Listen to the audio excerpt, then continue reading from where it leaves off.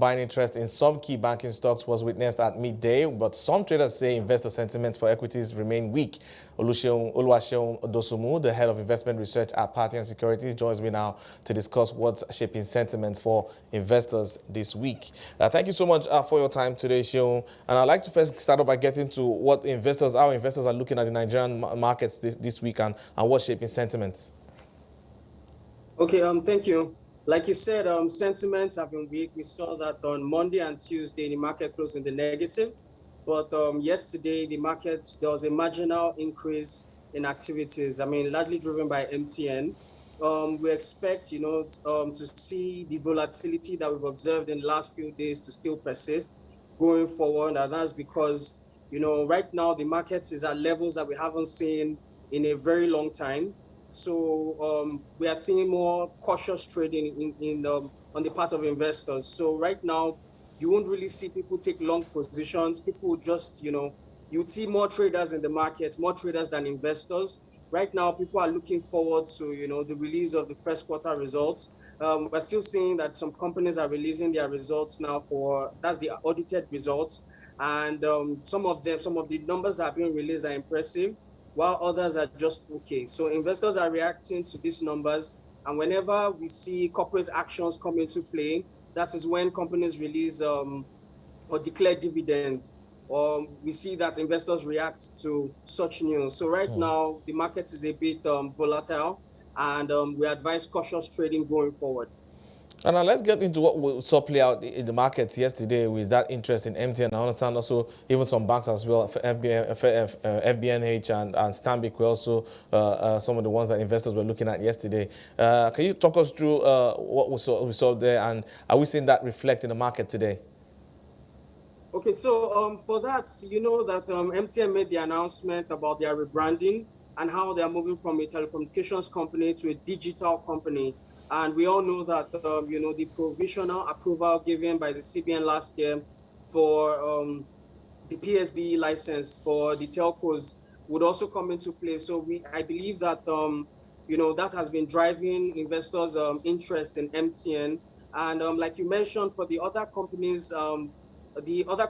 that we've been seeing a lot of momentum in is largely because, investors and PFAs would most likely tilt towards those stocks that, are fundamentally sound and that they will pay dividend.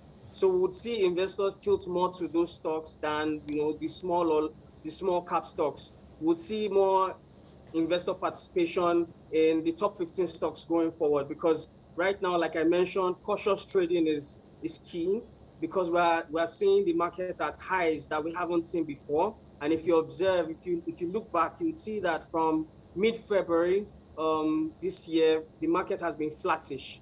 We haven't really seen a spike, and we haven't really seen a breakout or a fallout in the market. So right now, cautious trading is what is actually moving the market. All right, but one of the areas I want to look at as well today, I saw that that interest in insurance stocks yesterday as well, up 1.2%. And I'd like to know what was simply out with investors, and are we seeing that also play out today? Okay, most likely. I mean, like I mentioned, it's just basically bargain hunting activities on investors' part. Right now, investors are just trying to ensure that, the leverage on stock prices have actually pulled back.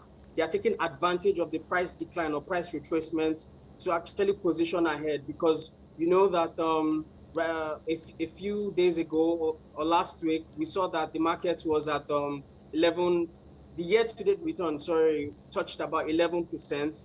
And since then, it has pulled back a bit. So we'll be seeing a lot of bargain hunting activities, especially for stocks that, their prices have actually pulled back a bit.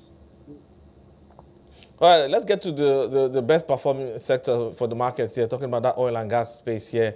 Quite a lot happening in there. We're seeing that volatile oil prices up 120, down about just over 100 now. We're also seeing those IOC divestment play out there. We're seeing the IEA, the International Energy Agency, talking about 3 million barrels of Russian oil coming off the markets. With what we're seeing play out in the global space, also locally here, how do you think the oil and gas sector can hold up with, on its current gains?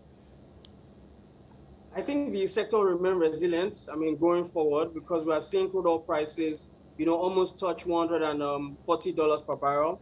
There was a pullback. The reason for the pullback was because Iranian oil came into the market. And we also know about, the Russian oil and the sanctions that have hit that space. So right now, the oil markets will remain resilient going forward. The companies in that space will also benefit from this increase in crude oil prices that we're seeing. We expect that, those companies will remain, like I said, resilient this year. Total Energy, Seplat. Another thing that I think is that for Seplat, because of the dual listing, foreign investors might actually tilt, more towards that stock, going forward. But apart from that, I believe that that sector would weather the storm, regardless of the, geopolitical tensions that are hitting that sector. All right, now, but going forward now, I'd just like to get what your overall assessment of the first quarter of the year has been, and as we look to round up here now, in the investment space here in Nigeria, talking about both the equities and fixed income, what your assessment of that the investment space here in Nigeria has been in the first quarter? Okay, the first quarter has actually been very interesting, and that is because this is the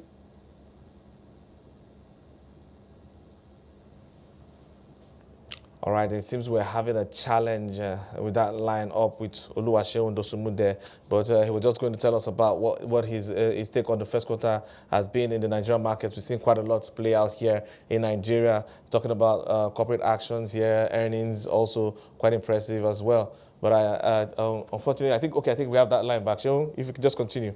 Yes. The first quarter of this year has been quite interesting. We've seen that a lot of stocks have done quite well. The index has also reached a point. It crossed the 45,000 psychological line.